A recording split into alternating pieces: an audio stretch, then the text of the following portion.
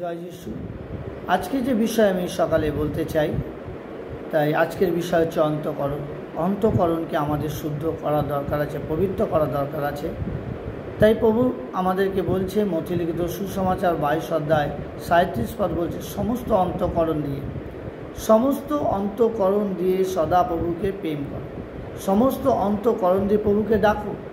তাই আমাদের অন্তঃকরণ যদি সত্যি শুদ্ধ থাকে, অবশ্যই আমরা প্রভুকে অন্তঃকরণ দিয়ে ডাকতে পারব।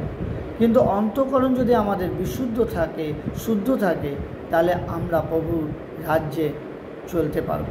তাই প্রথম পিতর 1 অধ্যায় 22 পদও তাই বলছে, তোমরা সত্যের আজ্ঞাবহতায় অকল্পিত ভাতৃপ্রেমের নিমিত্তে আপন আপন প্রাণকে বিশুদ্ধ করিয়াছ বলিয়া অন্তঃকরণে পরস্পর একগ্রভাবে প্রেম করো। যদি সত্যে আপনারা ঈশ্বরের রাজ্যে নিজেকে রাখতে চান অন্তঃকরণ খুলে, অবশ্যই আপনারা বৃদ্ধি হবেন। কিন্তু আপনার অন্তঃকরণ যদি শুদ্ধ না থাকে, তাহলে আপনি যতই নিজেকে প্রভুর বাক্য আপনি যতই পড়েন না কেন, কিন্তু গভীরতা বুঝতে পারবেন না। অন্তঃকরণ শুদ্ধ করার দরকার আছে। আমরা যদি আমাদের অন্তঃকরণকে শুদ্ধ না করি, তাহলে প্রভুর অন্তঃকরণ, আমরা সেই প্রভুর যে বাক্য, প্রভুর যে বিষয় তিনি বলতে চাইছে, সেগুলো আমরা বুঝতে পারবো না। তিনি আমাদের অন্তঃকরণকে পরিষ্কার দেখতে চায়। আপনার অন্তঃকরণ যদি এখনও নোংরা রয়েছে, তাই প্রভু বলছে তোমার অন্তঃকরণকে পরিষ্কার করে সমস্ত মন, সমস্ত প্রাণ দিয়ে প্রভুকে ডাকো। তাই প্রথম পিতর 2 অধ্যায় 1 এবং 2 পদ কি বলছে, অতএব তোমরা সমস্ত দুষ্টতা, ছল এবং কপটতা, মাৎসর্যা সমস্ত পরিবার ত্যাগ করিয়া নবজাত শিশুর ন্যায় সেই পারমার্থিক অমিশ্রণ দুধের লালসা করো। সত্যি আমাদের সেই দুধের লালসা করতে হবে যেখানে কোনো ভেজাল নেই, যেখানে কোনো বলবো কি নকল বলে কিছু না। তাই আমাদের হৃদয় অন্তঃকরণে সেই দুষ্টতা, ছল, প্রতিযোগিতা, ব্যভিচার এগুলো যদি আমাদের হৃদয়ে থাকে, তাহলে কিন্তু অন্তঃকরণ আমাদের শুদ্ধ নয়। আমাদের অন্তঃকরণকে শুদ্ধ করতে হলে তাহলে সেই দুষ্টতাকে, ছলকে সকল ফেলে দিতে হবে। আর ফেলে দিয়ে আমাদের সেই পরিত্রাণের গুণের বৃদ্ধি হতে হবে, সে অমিশ্রণ দুধে লালসা।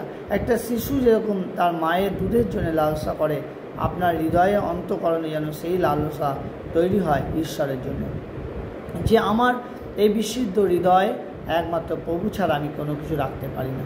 যদি আমার এই শুদ্ধ হৃদয়ে যদি ছলনা, প্রতিযোগিতা এগুলো রেখে দিই, পাপ, হিংসা, লোভ এগুলো যদি আমি রেখে দিই, তাহলে কিন্তু আমার অন্তঃকরণ এখনও পরিষ্কার নয়। আমাদের অন্তঃকরণকে শুদ্ধ করতে হবে। তাই একটা নোংরা বাটির মধ্যে যদি আপনি মধু রেখে দেন, সেই মধুটা কিন্তু নোংরাই হয়ে যায়, সেই মধুর আর কোনো দাম থাকে না, সেই মধুর আর কোনো মূল্য থাকে না।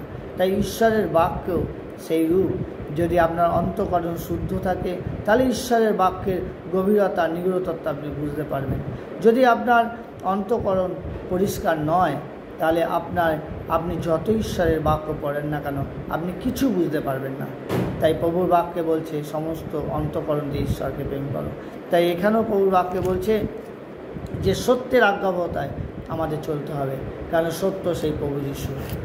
তাই জন্যে আমরা যেন সত্যের পথে নিজেকে রাখি আর সত্যের পথে নিজেকে চালাতে পারি। তাই বিশুদ্ধ অন্তঃকরণ যদি আপনার থাকে, শুদ্ধ অন্তঃকরণ যদি আপনার থাকে, আপনি ঈশ্বরের রাজ্যে বৃদ্ধি হচ্ছেন। Hallelujah, hallelujah. আপনাকে কেউ রুখতে পারবে না, কারণ প্রভুর বাক্য এটাই শেখাচ্ছে। তাই আপনার হৃদয় যেন সেই ঈশ্বরের জন্যে অন্তঃকরণ শুদ্ধ থাকে। তাই কালভেরি প্রেমের মতন প্রেম করতে হলে আপনার বিশুদ্ধ অন্তঃকরণের প্রয়োজন আছে। তাই আপনার হৃদয়ে অন্তঃকরণ বিশুদ্ধ করবেন একমাত্র ঈশ্বরের বাক্যে। আপনি অন্তঃকরণকে খুলুন। আজকে যে বিষয় ছিল। জয় যিশু সকলকে।